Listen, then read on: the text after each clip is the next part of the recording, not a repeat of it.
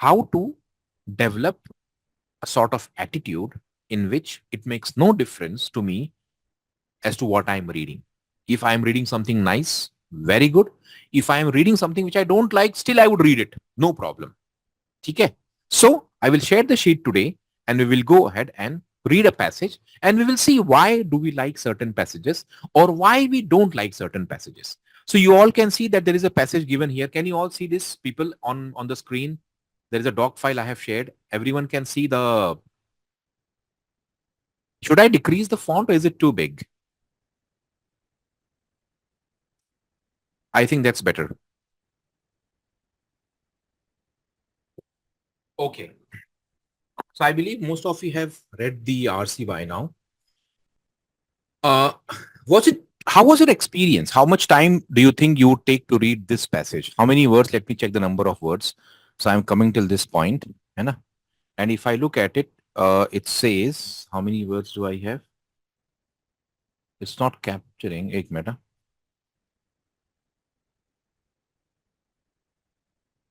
I don't know, but I think it must be around 450, 500 words. Anyways, so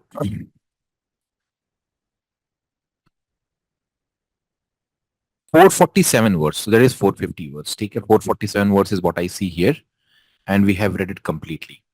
Now the point is, how many of you have liked the passage? Some of you would say, sir, I did not like it very much. I was just trying to read the way. What did you observe, people? What is the passage talking about? Can anyone, can you try to write what do you think is the main idea of the passage? If you have read it completely, just try to put in the comment box the main idea of the passage. What do you think it talks about? And then we will go ahead and check how to read. Some of you might say, sir, I don't know the main idea, but I remember the words that I have read. So there is something called as keywords. Please understand. When you read something, there is something called as keywords. So if I will show the keywords in this RC. Okay? Let's look at this. After 30 years of investigation into cell genetics, researchers made startling discoveries in the 1960s and 1970s, which culminated in the development of processes. So can I say that this is a very important word? Is this a very important word or is this a very important word? Can you please tell me, everyone? Which is the most important word? One word is circled here and the other words are underlined. So are the circle words more important or are the underlined words more important? There are so many words in the first sentence, but which ones do you think is more important? Sir, you all would agree, sir, I think that the circle words are more important. Why do you think? After all, there are so many words in the sentence, but why did you pinpoint at the circle words? I will tell you the reason. When you start developing language, see, that there is psychology to it as well, and people understand. When you start developing language or learning language, the first thing that you observe is nouns. My daughter is 5 years old. When she started speaking, she did not, she picked nouns. Water, pani, or TV, or, let's say she used all those words, chocolate. So when she started uttering words, she always started with the nouns because the nouns are conceptual. They are concepts of language. So when you read, you actually start absorbing the nouns. Are you getting my point, everyone? So by the time you finish this, by the time you reach this point of the passage, can I say all of you would say that this passage is on biotechnology or on biology? Agree? And how would you say that it is on biology? Because when you were reading the passage, you saw that it talks about cell genetics. It talks about some sort of process known as rDNA technology. And this DNA is a word from biology. This also is a word of biology. So the author talks about some sort of technology in the world of biology. After 30 years of investigation into cell genetics, researchers made startling discoveries in the 1960s and 70s, which culminated in the development of process collectively known as rDNA. So that means rDNA technology is something that manipulates the genetic code.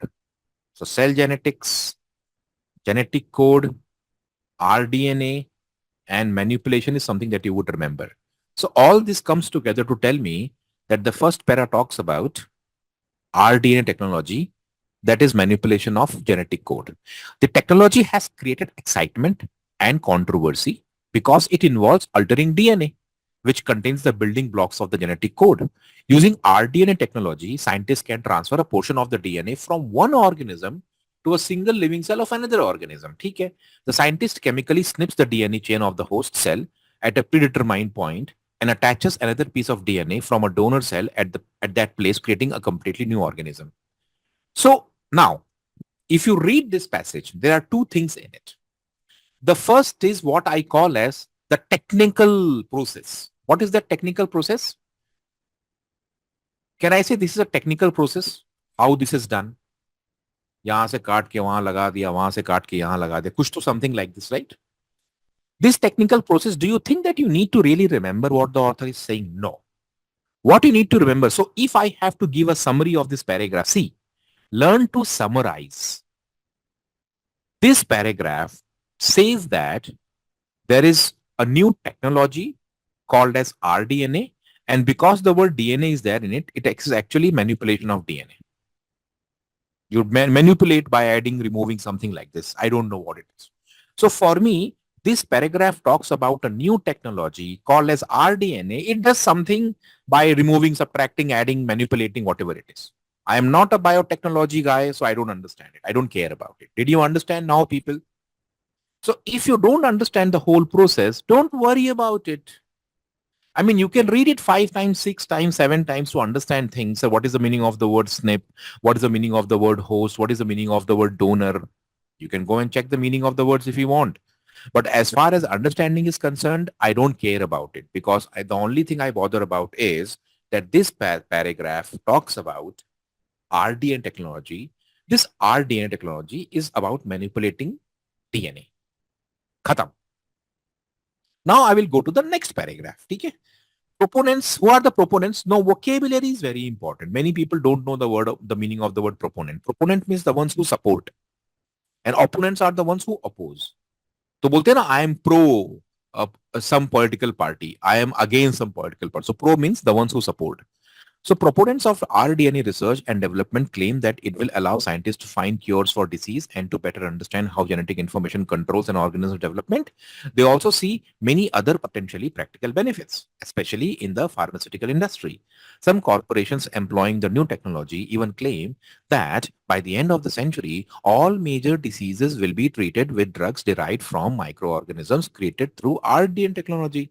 Pharmaceutical products already developed but not yet marketed indicate that these predictions may be realized. Once you read this, would you remember everything in one reading? आप exam में क्या करते हो? पूरा memorise करते हो ना? चलो याद करो फटाफट. In RC you can't memorize. You have read this. Do you remember everything what you have read? No. I don't remember everything. I know one thing, that rDNA technology has been talked about in a very positive way because it will have positive impact on healthcare industry. Is it the right summary of this paragraph? That rDNA technology has been talked about very positively by the proponents because they believe that this is going to have a very, very good impact or positive impact on the pharma or healthcare industry. Is this the right summary of this paragraph? Please tell me, people. I want you to participate. See, understand, this is the way I'm reading. This is the way you have to read. All of you agree that this is how you will read it. Now see, first paragraph, it talks about what rDNA is. Second para, it talks about what rDNA can positively do. Let's go to the third paragraph. Proponents of rDNA cite non-medical, cite means to give. They cite non-medical applications. So this is medical application. Let's look at the non-medical application now. Proponents also cite means to give a non-medical application for this technology. Energy production and waste disposal may benefit. Genetically altered organisms could convert sewage and other organic material into methane fuel. Agriculture might also take advantage of rDNA to produce new varieties of crops that resist bad weather, pests, and the effects of poor soil. A major concern of the critiques of rDNA research is that genetically altered microorganisms might escape from the laboratory. So can I say that now we have the critiques? of rDNA. Until this, we had the positive things. Everyone agrees? So this is the non-medical positive application of rDNA. This is the medical positive application of rDNA. And this defines what is rDNA and what it does. So paragraph 1, what is rDNA and what it exactly means. Paragraph 2, rDNA and its positive impact on pharma or healthcare medical industry. Paragraph 3, rDNA and its positive impact on non-medical agriculture, crops, organic waste, lots of things. Now we have one more paragraph. That's the reason why it is coming after this full stop, and that is critiques of rDNA. A major concern of the critics of rDNA research is that genetically altered microorganisms might escape from the laboratory. Because these microorganisms are laboratory creations, in all probability do not occur in nature, their interaction with the natural world cannot be predicted with certainty. It is possible that they could cause previously unknown incurable diseases. The effect of genetically altered microorganisms on the world's microbiological predator-prey relationship is another potentially serious problem. So there is one more problem, that it might have some sort of negative impact on predator-prey relationship. Introducing a new species may disrupt or even destroy the existing ecosystem. The extreme cold would, the collapse of interdependent relationships among species extrapolated to its extreme could eventually result in the destruction of humanity. So the critics of rDNA have raised their concerns in a very negative way. Opponents of rDNA technology also, so again one more, we have, these are the critiques, these are the opponents, they are the one and the same thing. Opponents of rDNA also give ethical problems with it. They also say that there is ethical problem with it. For example, it gives scientists the power to instantly cross evolutionary and species boundaries that nature took millennia to establish. The implications of such power would become particularly profound if genetic engineers were to tinker with human genes, a practice that would bring us one step closer to Aldous Huxley's grim vision. Grim means ugly, bad vision of the brave new world, of a totalitarian society that engineers humans beings to fulfill specific roles. So you might have a very bad society if you start doing these kind of things. I have read this. See, people, now there are two things that happen. Once you read, lots of things you won't understand. For example, some of you might not have read this book or a movie. So you might say, sir, what does the author mean when he says Aldous Huxley's grim vision in a brave new world? Maybe this is a book in which this author talks about a world which is driven by technology and it results in a very bad society. But can I say that broadly speaking, this paragraph is dedicated to negative outcomes of rDNA, and this is possibly a negative outcome of rDNA technology or any technology, specific, not specifically rDNA, but any sort of technology that manipulates the DNA. So what happens is, lots of things you won't understand, lots of things you will understand. As a good student, you should not worry about what you don't understand. You should try to gather whatever you have understood and try to see whether you can get the main idea of the passage. Now, the main idea of the passage is that rDNA technology talks about manipulating of the DNA. It has its supporters and critiques, and they both have certain points in favor of rDNA or against rDNA. Can I say that is all we have in this passage, rDNA and its potential benefits and its potential harm? Agree or disagree? If I have to give a title to this passage, how would I give a title? rDNA, its potential benefits and its potential harm or threats. Yes or no? Why potential? Because it is not happening right now. It is a possibility. If the word potential is removed, it means that rDNA already exists. But it is not that rDNA already exists. It is there already, but it can cause potentially lots of good things. It can cause potentially lots of harmful things as well. Is everyone clear about it now? So can I say that if I have to pick the keywords from this passage, rDNA technology is the keyword. Agree? rDNA, rDNA, rDNA. है ना? Benefits of rDNA, negative outcomes of rDNA, all these things have been discussed. Now what happens is I will scroll down here and we will talk about some of the nitty-gritties of the passage. So towards the end, what I have given here is, एक minute. See, passage 1, right? Can you all see this now? Now what we are doing is we are trying to understand the passage. Every passage will have a topic and a scope. What is the topic? Recombinant R. See, don't use the entire phrase. It's rDNA. Specifically, the controversy surrounding rDNA. What is the controversy? Lots of positives, maybe lots of negative as well. So can I say there's a controversy surrounding rDNA's potential effects positively and negatively? Can I say this is the scope of the passage? The topic is rDNA and the scope is its benefits and its threats. Agree or disagree, all of you? है ना? Further, what is the purpose or main idea? The author comes as neither. See, the author has not advocated or criticized. The author has said that there are critiques, there are proponents. This is what he has to say. This is what he has to say. Has he given his own opinion anywhere in the passage? Please tell me. Has the author given his own opinion? Nowhere. See, I might come and write a story in which I say that this person has to say something. That person has to say something. I'm not, just because I say that this guy is saying something, that guy is saying something, it does not mean that I have that same opinion. If I say that my wife likes street food, does it mean that I like street food? No. I have simply said what my wife likes, or I have said what the proponents of rDNA have to say and what the critics of rDNA have to say. I have not given my own opinion. So, lesson number 1. It is very important for you to understand where is the author coming in the passage. Is the author really contributing something or not? Is the author giving his own opinion or not? Many a time you would feel that just because the author is writing, he is giving his opinion. No.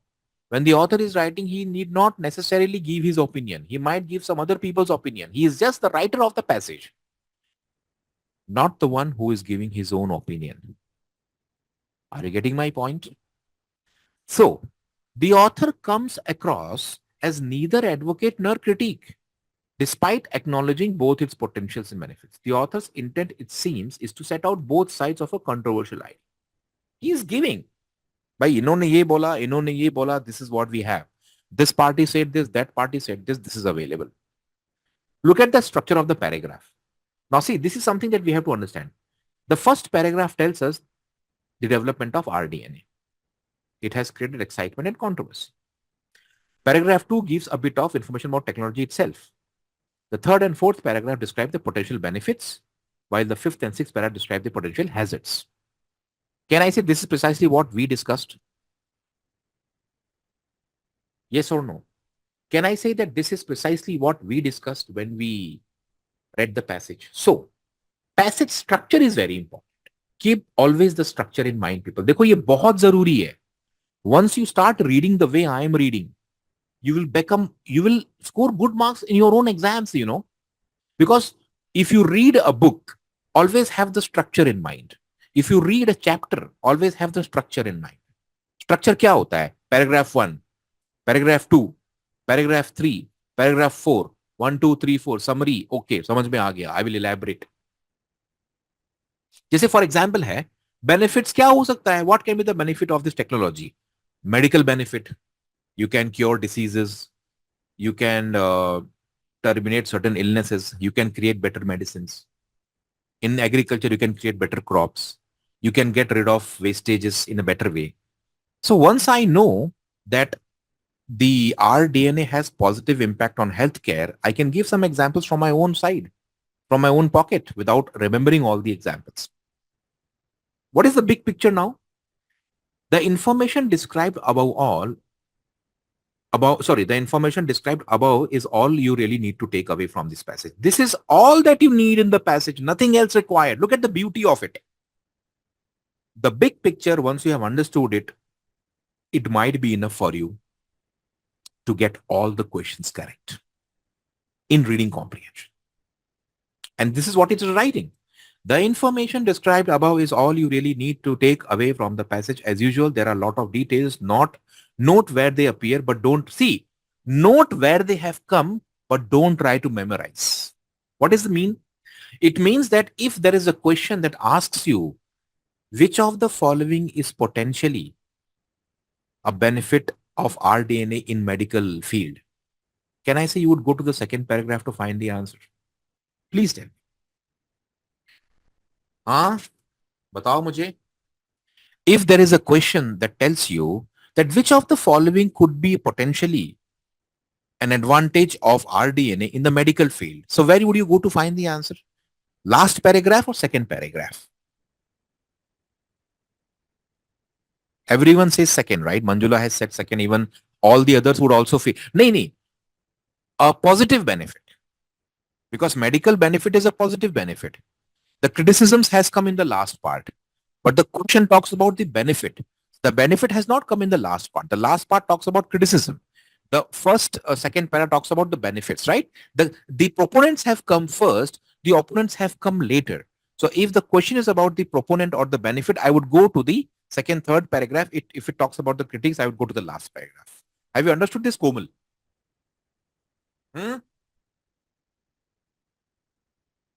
समझ में आ रहा है ना? So this is called as mapping of the mind. Mapping of the passage. What does the map mean? The map means आप घर में सामान, see, when you keep things in the house, you remember that this place is meant for books, that place is meant for daddy's clothes, that place is meant for baby's clothes. So when you look for it, you go to the section and you find it, right? Something similar happens in RCs. When you read something, you know that the second para has talked about the positive benefits. So lots of details have come. Note where they appear. Mapping helps you understand where they appear. That is enough. The options will help you find the answer, why to memorize. See, these are initial lessons. You will make these mistakes later on, and that is the reason why I'm telling you, you all have to become a very, very good and smart reader. Don't try to memorize them. Remember, always read for purpose and structure rather than for content. The former two are what will get you the points. The content you can go and search when the question comes, right? Now look at the second point that he's saying. It says here, when you see an unfamiliar scientific term like rDNA, how should you read? How should you react? Should you freak out? Should you hyperventilate? Of course not. What you should do is come up with a simple reference for the term. Here, the passage does it for you by shortening the recombinant deoxyribonucleic acid to just rDNA. The passage has shortened it for you. If it is not shortened, you shorten it ki bhai ye R hai, this is D and this is A. So RDA. So maybe RDA, not rDNA. But it won't always be that convenient. Sometimes you are going to have to do it yourself. Here the passage is giving you the code. Sometimes you will have to create a code. If that is the case, treat these words like you would say strange names in a logic game. Science passages aren't more difficult than social science or humanities. In fact, if you don't let unfamiliar terms intimidate. What is intimidate? Intimidate means to create fear. Huh? In fact, if you don't let unfamiliar terms intimidate you, they are often quite straightforward. Don't try to deal with scientific terminology on scientifically minded authors' terms. Reduce scientific terms to your own terms. By scientist has used great words. I don't care about it. You can use some very strange names. By if I go and talk to a scientist, he would say neem is called this in scientific word. According to me, neem is neem. I don't use that scientific words. According to me, banyan is banyan. According to me, this is this. I don't care about it. Are you getting my point? So what do we get to know from all this that we have done so far? Read and focus on the structure. Read and focus on the broader idea. Read and focus on the keywords. What you don't understand, you don't worry about it. The detailing part, don't panic with the details. Details होते रहेंगे अपने आप. ठीक है? This is the way you have to read. whenever you are reading a passage. Now, there is something that you can do from the vocabulary point of view. For example, I have read the passage. You would say, sir, lots of things I have not understood. What should I do about it? Well, ek minute, you can go back here. What to do? Look at all the words that you do not understand. Some of you don't know the meaning of ethical. Find the word, the meaning of sight, the meaning of the word evolutionary, the meaning of the word implication, the meaning of the word profound, the meaning of the word totalitarian, the meaning of the word kaun sa word hai, kaun sa word hai. All these words are clear. I think many of you instantly also is not a word. Many of you might not know the meaning.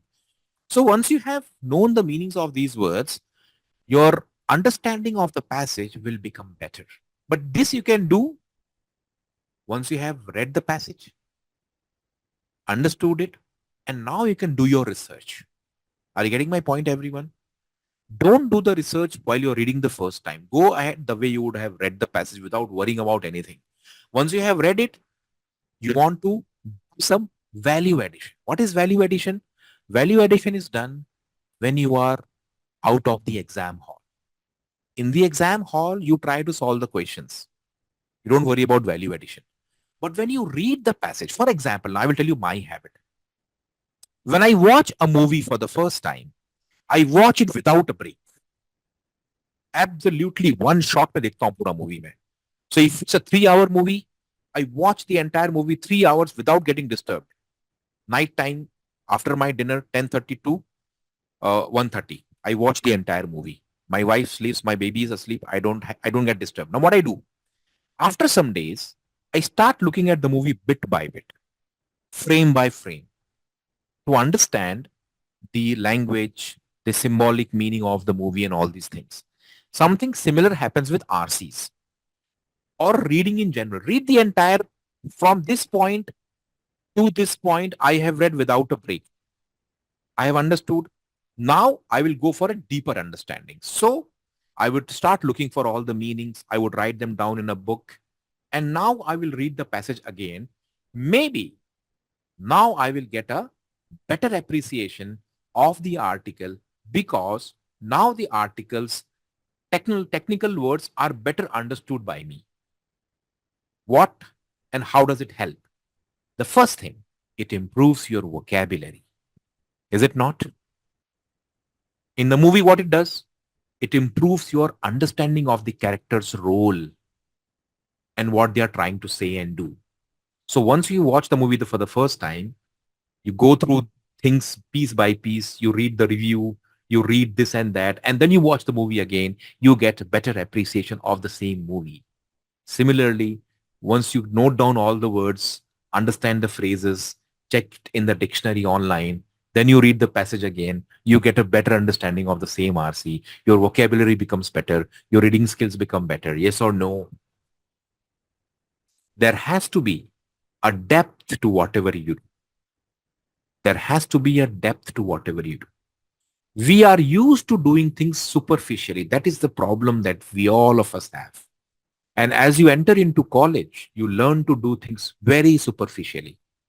You submit the project report for the heck of it. You submit a lab report just for the heck of it to get marks. If someone asks you, did you really write this with your own hands? No, I did not write. I simply copied and pasted, used ChatGPT, changed the structure, and now it is my content. But did you take the pains to write? No, you did not take the pains to write. That is the reason why many of us hate our academic disciplines. Agree or disagree?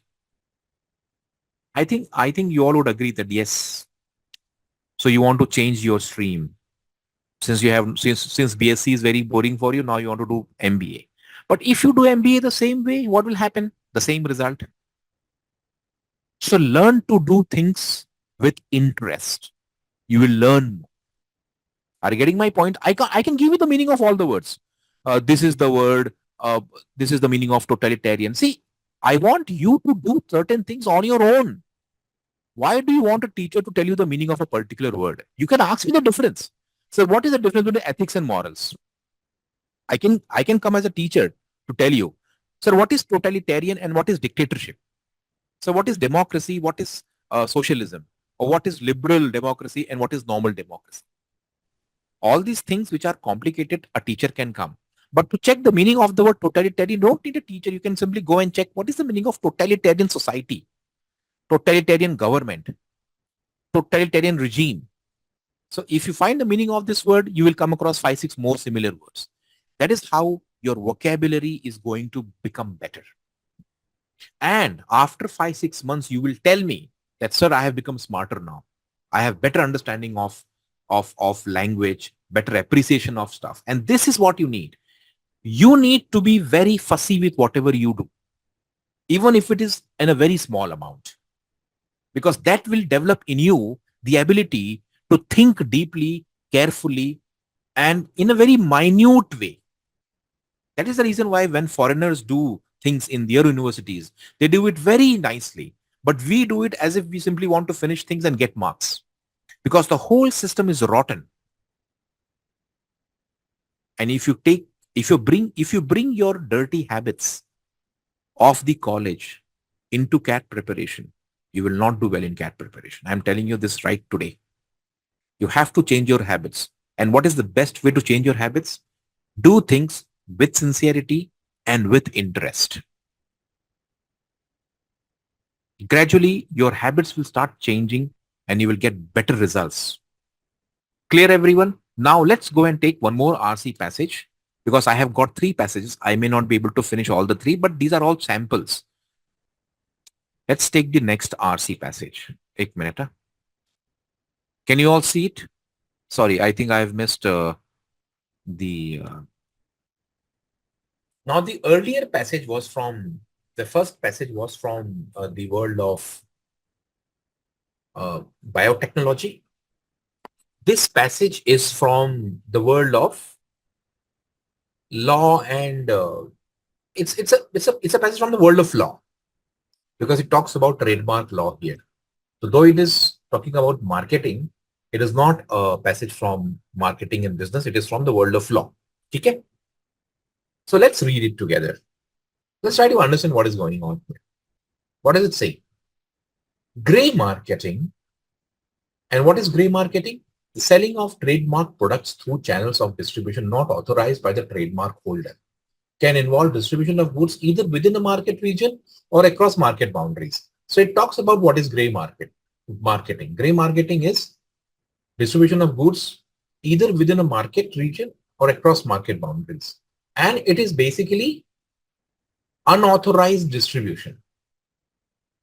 Gray marketing within a market region occurs when manufacturer or authorized distributors sell trademark goods to unauthorized distributors, who then sell the goods to consumers within the same region. For example, quantity discounts from manufacturers may motivate authorized dealers to enter the gray market because they can purchase larger quantities of a product than they themselves intend to stock if they can sell extra units through gray marketing channels. So can I say that again, lots of technical information is there. You know what is gray marketing, but after that, it talks about gray marketing within a market region and then discusses everything as to how it happens. I may not remember it and I don't care about it. When gray marketing occurs across market boundaries, so this is within a market and this is across the market. So this is how you need to understand structure. The first para talks about gray marketing within a market. The second para talks about gray marketing across market boundaries. It is typically in an international setting and may be called parallel importing. So this is channel for diversion. This is called parallel importing. Manufacturers often produce and sell products in more than one country and establish a network of authorized dealers in each country. Parallel importing occurs when a trademark goods intended for one country are diverted from proper channels and then exported to unauthorized distributors in another country. So this is across different countries and this is within the same country. What is happening? The gray marketing is happening within the own country, unauthorized way. And this is happening between the borders of the country. That's what you need. See, differences between content. What does one talk about? What does para 2 talk about? That is how we have to go. Then we have to go to the third paragraph. Trademarks owners justifiably argue against gray marketing practices. Trademark owners justifiably argue against gray marketing practices since such practices clearly jeopardize the goodwill established. Of course, the one who is owning the trademark, he's not going to be in favor of gray marketing because it is ultimately not authorized way, unauthorized way. Are you getting my point? So trademark owners justifiably argue against gray marketing practices. Why? Because such practices clearly jeopardize the goodwill. Bhai, I would like to buy Apple iPhone from authorized Apple dealer, not from the gray market.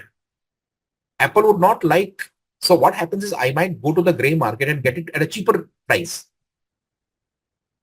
Are you getting my point? But Apple would not like it. Why? Because they know that the customer is not going to get the warranty, the customer service and all those things. And he might talk bad about Apple. Trademark owners justifiably argue why? Because it endangers the goodwill established by trademark owners. Consumers who purchase trademark goods in the gray market do not get the same extended product, which typically includes pre and post sale service. You get a fridge, not from the normal market, from the gray market. You don't get the pre and post sale service. Equally important, authorized distributors may cease to promote the product if it becomes available for a much lower price through unauthorized channels. So you would not sell your own product, which is of a higher price in an authorized way. You would go to the gray market and sell it that way. Why? Because you know that the price can come down, the profitability can increase because you don't have to give to the dealer, to the manufacturer. Are you getting my point? So again, you have to have some understanding of this thing. Someone who has done trademark, who understands basic how this all works would be better able to appreciate. But again, there's common sense. Gray marketing mein lunga main. If I buy a product from gray market, it is not going to give me the warranty because I'm buying it from unauthorized people. Current debate over regulation of gray marketing. So this talks about gray marketing's attitude of trademark owners towards gray marketing, which is negative. Obviously, it's logical. Current debate over regulation of gray marketing focuses on three separate theories in trademark law that have been variously and confusingly applied. Universality, exhaustion, and territoriality. These are the three different theories. The theory of universality holds that a trademark is only an indication of the source of or origin of the product. This theory does not recognize the goodwill. When the courts apply this theory, gray marketing practices are allowed to continue. The exhaustion theory holds that a trademark owner relinquishes all rights once a product has been sold. When this theory is applied, gray marketing practices are allowed to continue because the trademark owner's rights cease as soon as the products are sold. The third theory is territoriality. It holds that a trademark is effective in the country in which it is registered. Under the theory of territoriality, trademark owners can stop gray marketing. So there are three different aspects of trademark ownership law: universality, exhaustion, and territoriality. In these two, the trademark owners cannot do anything. Here, they can have the law coming and helping them. Yes or no?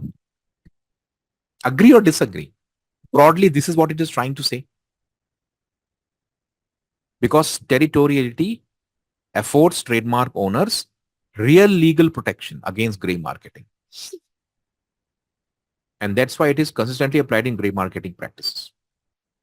So what is the structure now? See, now I have a structure of the paragraph. The first para talks about gray marketing happening within the country, within the same market. The second para talks about gray marketing happening between countries and outside the borders. The third para says that gray marketing is something not desirable for the manufacturer because of course they are going to lose. And then we have the legal aspect of trademark law in which there are 3 points. One is universality, the other is exhaustion, third is territoriality. And only the third point comes to the rescue of the trademark owner. The other two do not. So if the trademark owner wants to go legal, he would use the third point to save his to gain legal protection. Can I say that is all there is there to this passage? What is the difference between a gray marketing within a market and outside a market? This is not your economics or marketing exam that you have to memorize. You don't care about it. You look at the question, look at the options, go and check which option is the best and you mark the answer. The best thing about RC is you have to understand the broad structure. There is no need to memorize. Your habit of memorizing is the biggest threat that could cause problems later on. Look at this now. Okay? Topic and scope. I am going to the... Okay, everyone can see?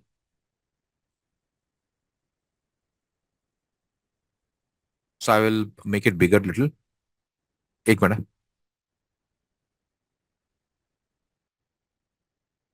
Right. What is topic and scope? Topic is grey marketing. And what is scope? Practices that involve the sale of trademark products through unauthorized channel. These are the practices within the market, outside the boundaries, and some legal aspect. At first, the passage is merely descriptive, but the author reveals his true feelings in the third paragraph, setting forth an argument to establish that grey marketing should be curtailed. Of course, he says that towards the end. The first couple of paragraphs give us some general background information on grey marketing. Yes or no? Everyone agrees that the first couple of paragraphs give us some general background information about grey marketing. Basically, defining it and then telling us how it occurs within a specific region and across boundaries. Only in the third paragraph do we begin to get a sense of what the author thinks about grey marketing, where she says that it's unfair for the trademark owners. Of course, it is logical. The trademark owner is manufacturing goods, branded products, and it is sold in the market, a grey market, at a lower price. That's very bad. So, of course, you have to argue in support of the manufacturer and a trader, and it is definitely unfair. In paragraph 4, the author reviews 3 legal theories and concludes that only the last of them is both workable and just. Can I say this is precisely what I told you when I read the passage? And look at the big picture. Generally, passages in which the author's point of view isn't apparent early are harder to handle. Okay? But this is just an opinion. This is a very dense passage. It is a dense passage because it is not so much easy to understand. And it makes no sense to try to absorb all. Every time I tell you, it makes no sense to absorb all of the details. But notice how neat its structure is. The first 2 para discuss how grey marketing works. The third describes why it is unfair. And the last evaluates the proposed legal remedy. That's what you should be getting out of the text. Full comprehension of the structure, not the content. See, again, I'm telling the same thing. Structure is very important. If you understand the structure, the content doesn't matter much. कोई बात नहीं, कोई फर्क नहीं पड़ता.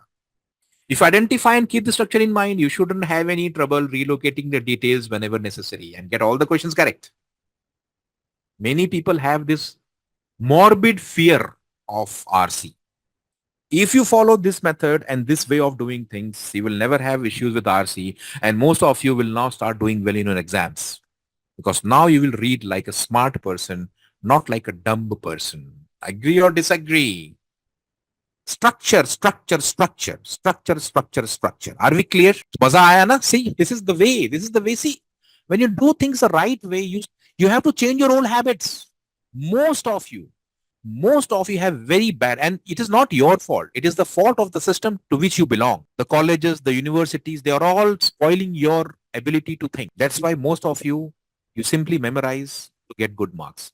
If you had been dependent on smart reading and understanding, I think you would have saved so much of your time and labor. Maybe got better marks also. And you will understand and remember things for a longer period of time. See, if tomorrow someone tells you what is RDNA, I think most of you would be saying, I know RDNA. It is DNA kind of manipulation technology. Did you memorize RDNA? No. You don't memorize. You understood. What is grey marketing? Grey marketing means selling of goods in an unauthorized way. Did you memorize? No. You understood. Are we clear now? So we have taken 2 examples of passages in which we have understood the structure, and that has helped us understand the broader picture. You create an impression of the passage like a face of a person. And as a result of that, you will remember it for a long period of time. If you had memorized, you would have forgotten the very next day. Okay, I hope you all enjoyed the session now. I will share this recording from tomorrow onwards. Try to, whatever you read, you follow this and try to understand. And then you do the analysis after that. Vocabulary improvement will happen. Your reading will become better. Your understanding will become much better. See, this is temperamental, Anushka. Ye temperament to hai na. I get distracted means what? I have to have the willpower to ensure that I don't get distracted. I have to ensure that my temperament is...